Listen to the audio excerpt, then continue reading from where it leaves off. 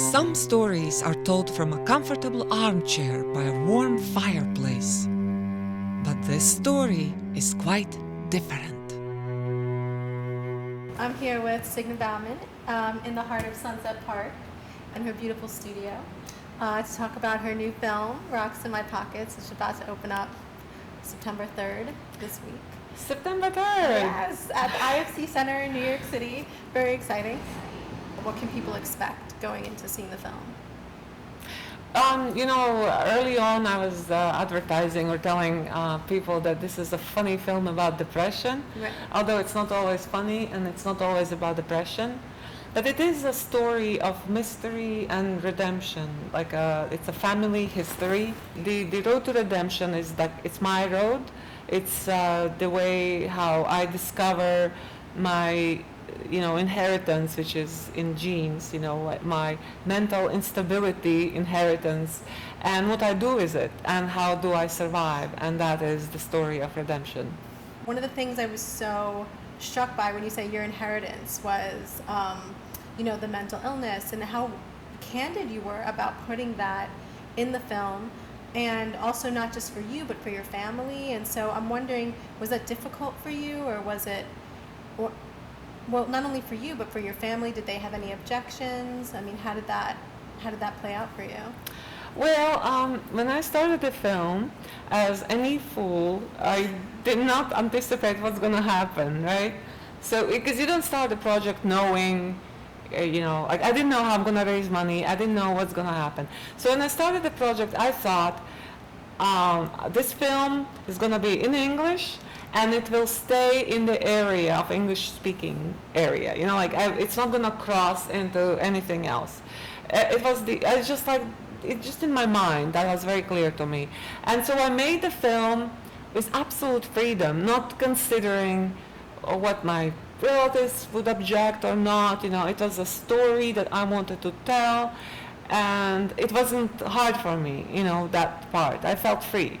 So I took the film to my family, to my dad and mom, and I sat them down and I showed them on my little screen, and I translated it in Latvian as the film went along, and I said, what do you think? Should I do it? And my mom said, this is a very important story. You have to tell it. And for Latvians are ready for this story. And my dad said he didn't think that there is anything that any of his brothers and sisters would be upset about. He didn't think it was something so horrendous. It was true. It was based on true events. Of course, it was my version. It was elevated reality. It was more like a poetry. Mm-hmm. He said it was an art film.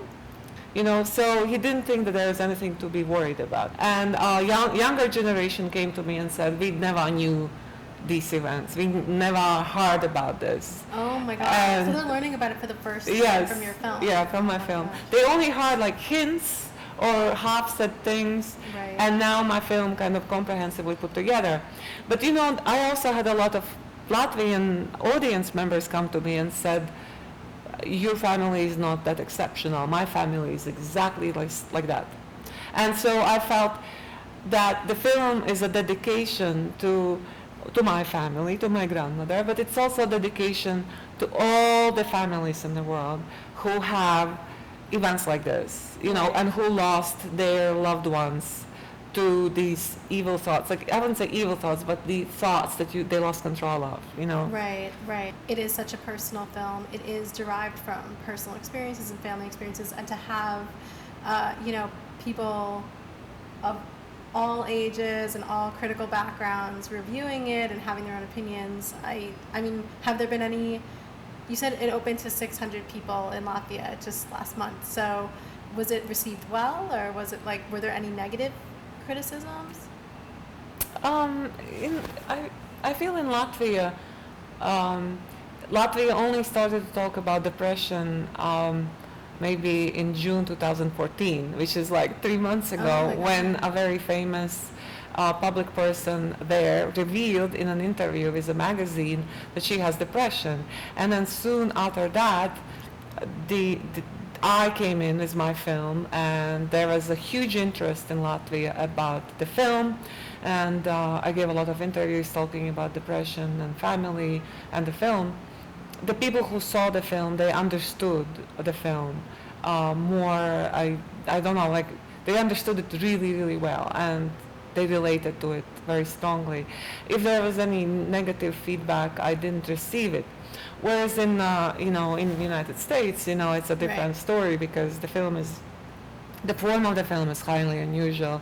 This person walked out, like, half an hour into film. Oh, she walked out and she said, "Oh, I can't watch it. It's terrible." And I'm like, what is so terrible? Is that film terrible? Is this story terrible? Or is that depression subject terrible? So what is so terrible? And so I was really, and I couldn't ask because she didn't know who I was. Oh my God, that must have been so awkward. You should have totally said, "Yeah, I'm the filmmaker." But no, I was not gonna embarrass her. Oh. So I was just hurt, right? Yeah. And I said, okay. And I actually not only hurt, I was shaken, right? Yeah. Because as you said, it's not just a film. It's not just a story. It's very personal. It's like she's passing the judgment on the film, but also because it's so personal, it's also on everything else, what I could say I am, right? On my identity. Yeah. Oh, God. But then I walked back into the screening room and I looked at the audience and they were enthralled. And there were 300 people, and I said, okay, I think that was just one exception. Yeah, I think 1 out of 300 people. Yeah, it's pretty good, right? Not bad at all. In the crazy world of war, divorce, politics, sex, business, education, money, secrets, marriage, power, motherhood, violence. In this crazy world, how do you stay sane?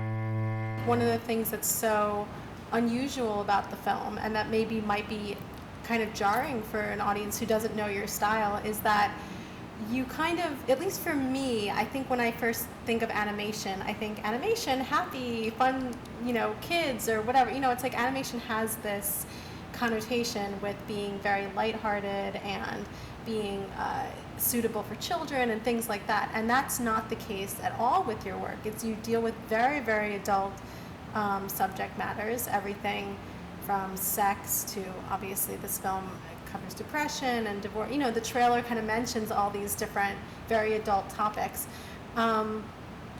So it's weird because part of me feels like,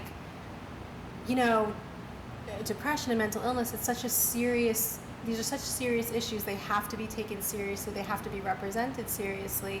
And how can animation do that? But it does in your film. It does. And so I'm wondering, do you feel like animation, as opposed to other genres, gives you something that's maybe makes it an easier way to tell a story, like a story that requires a lot of empathy? And that's Yeah, well, I'm really actually upset that animation was kidnapped by kiddies.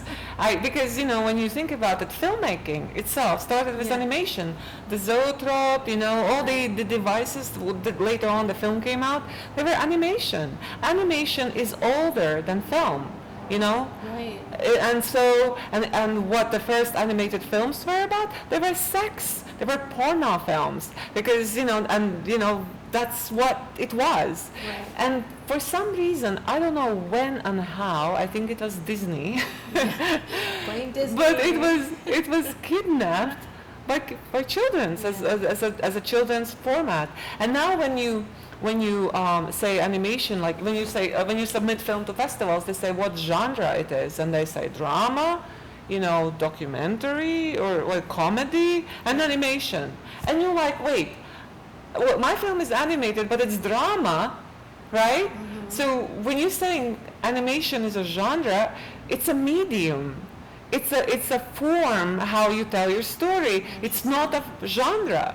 I'm saying animation is a very serious medium, Right. because it's art and it requires more brain work than live action film. Because in my film, for example, I use these visual metaphors. When the husband holds his wife and she's slipping away, she turns into a fish and she slips out of his grasp because he can't hold anything so slippery. I mean, that's a metaphor of this failing marriage, of her inner whatever state of mind that he can't quite grasp. And that image alone is adult image, only processable by adult who had had experiences. I use a lot of animals, and the animals help me to tell the story because, you know, they represent something, they mean something. Like, for example, the bunny with the heart instead of the Yes. mouth, that represents innocence, you know, the vulnerability. The film is not just animation. It's also, there's paper mache, right? How is that incorporated with the animation? Yeah, you know, because this is a three-dimensional object, right? Which kind of makes you half believe in its reality, because we are all three-dimensional. Right. And so when you have a flat drawing, it's a flat drawing where you have to suspend your belief and you say, okay, I was told this is a girl, right? Or this is a house, right? Right. And you say, okay, I recognize the shape because of whatever reasons, right? So I wanted to create a film where there would be this reality that is three-dimensional, you know, so I created three-dimensional backgrounds and paper mache sets. And so it is a combination of stop motion, three-dimensional sets with flat drawings, hand-drawn pictures. This is a story about 5 women of my family and our quest for sanity. My grandmother Anna, a lively spirit, then a mother of 8. And my cousins, Miranda, an aspiring artist, Linda, an ambitious student, Irbe, a quiet music teacher, and me. I look at my family and ask, can I escape my destiny? I read an article in New York Times 3 years ago about Darwin. That Darwin was highly depressed, and he wrote some of his best work during the time when he was very depressed. And then the question that New York Times article asked was that if depression was so unbeneficial for evolution, why do we have it? Right? That's a good question. It means like what, over how many million years or 1,000 years humans evolved, right? And somehow depression was left in our makeup, in our, you know, genetic makeup. Why? And so so then the article looks through and they say that the scientists have discovered that depression resides in the same part of brain where intense focus resides. Yeah, like when I am deeply focused on something outside me, like, you know, my project, I need a project for my mental health, right? Right. When I'm deeply focused on something outside me, I'm thriving, I'm living, I'm surviving, right?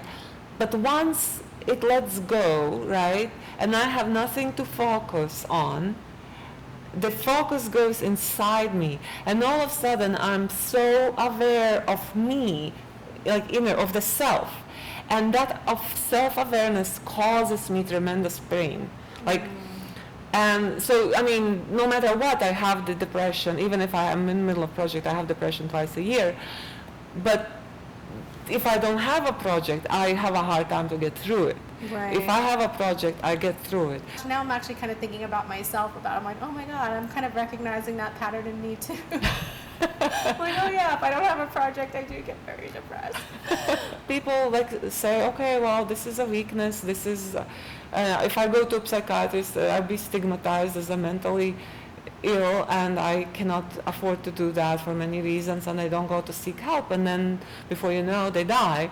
And this is not, it shouldn't happen. It shouldn't happen. It may not be as stigmatized in America, but it still absolutely is, way more often than it should be. And I think it's so helpful to see it kind of reflected back to you on screen, and to kind of compare it to your own feelings and your own struggles. And it's very, I think it's very helpful. So it does that. It does just that. It entertains and it educates. Yeah, it entertains and It's educates. very Yeah. relatable in a very unique kind of way.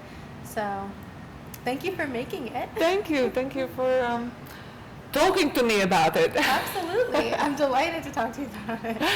Thank you. So go Yay. see Rocks in My Pockets. It's opening September 3rd at the IFC Center, and it'll be there till the 11th. And you're going to be there a couple of days. I am right? gonna be there at all times, and then on September 10th we're going to LA, where we're opening in LA, and then in Boston, Chicago, and so on. Awesome. So, Cool. Thank you. thank you. How in this crazy world do you heal a mind? Rocks in My Pockets, a funny film about depression.